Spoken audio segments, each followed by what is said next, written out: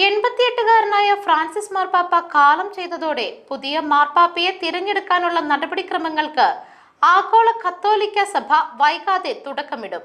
ലോകത്തിന്റെ വിവിധ ഭാഗങ്ങളിൽ നിന്നുള്ള കർദിനാൾമാരുടെ പേപ്പൽ കോൺക്ലേവാണ് മാർപ്പാപ്പയെ തിരഞ്ഞെടുക്കുക. ഫ്രാൻസിസ് മാർപ്പാപ്പ കാലം ചെയ്തതിന്റെ ദുഃഖാചരണ കാലയളവിന് ശേഷമായിരിക്കും കോൺക്ലേവ് കൂടുക. കഴിഞ്ഞ ഏതാനും മാസങ്ങളായി പോപ്പ് ഫ്രാൻസിസിന്റെ ആരോഗ്യം വളരെ മോശമായിരുന്നു. ഇതിനിടെ അദ്ദേഹം പലതവണ ആശുപത്രിയിലായി. ഫെബ്രുവരി 14-ന് മാർപ്പാപ്പയെ ആശുപത്രിയിൽ പ്രവേശിപ്പിച്ചു. തുടർന്ന് അദ്ദേഹത്തിന് ബൈലാറ്ററൽ ന്യൂമോണിയ ഉണ്ടെന്ന് വത്തിക്കാൻ സ്ഥിരീകരിച്ചു. ഇന്ത്യയിൽ നിന്ന് 4 കർദിനാൾമാരാണ് പുതിയ മാർപ്പാപ്പയെ തിരഞ്ഞെടുക്കാനായി വോട്ട് ചെയ്യുക. 2025 ജനുവരി 22-ലെ കോൺക്ലേവ് നിയമങ്ങൾ പ്രകാരം 252 കർദിനാൾമാരിൽ 138 പേർക്കാണ് വോട്ട് ചെയ്യുവാൻ അനുമതിയുള്ളത്. വത്തിക്കാനിലെ സിസ്റ്റൻ ചാപ്പലിൽ നടക്കുന്ന രഹസ്യ വോട്ടെടുപ്പിൽ 80 വയസ്സിന് താഴെ പ്രായമുള്ളവർക്ക് മാത്രമേ പങ്കെടുക്കുവാൻ അനുവാദമുള്ളൂ. ഏകദേശം 120 പേർ തങ്ങളുടെ സ്ഥാനാർത്ഥിക്ക് രഹസ്യമായി വോട്ട് ചെയ്യും.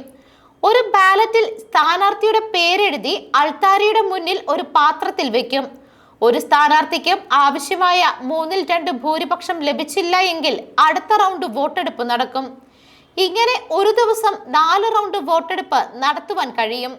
ഇന്ത്യയിൽ നിലവിൽ 6 കർദിനാൾമാരാണുള്ളത്. അതിൽ ഒരാൾക്ക് 80 വയസ്സും മറ്റൊരാൾ 79 വയസ്സും ബാക്കിയുള്ളവർക്ക് 80 വയസ്സിന് താഴെയുമാണ് പ്രായം. Cardinal Mar Goa metropolitan archbishop cardinal Filipe Neri Ferrao, അദ്ദേഹത്തിന് 72 വയസ്സാണ്. സീറോ മലങ്കര സഭ major archbishop cardinal Cleemis Baselios, അദ്ദേഹത്തിന് 64 വയസ്സാണ്. Hyderabad metropolitan archbishop cardinal Anthony Poola, അദ്ദേഹത്തിന് 67 വയസ്സാണ്. വൈദികനായിരിക്കെ നേരിട്ട് കർദിനാൾ പദവിയിലേക്ക് ഉയർത്തപ്പെട്ട കർദിനാൾ മാർ ജോർജ് ജേക്കബ് കൂവക്കാട് 51 വയസ്സ് എന്നിവർക്കാണ് ഇന്ത്യയിൽ നിന്ന് പുതിയ മാർപ്പാപ്പയെ തിരഞ്ഞെടുക്കാൻ വോട്ട് ചെയ്യാൻ അനുമതിയുള്ളത്.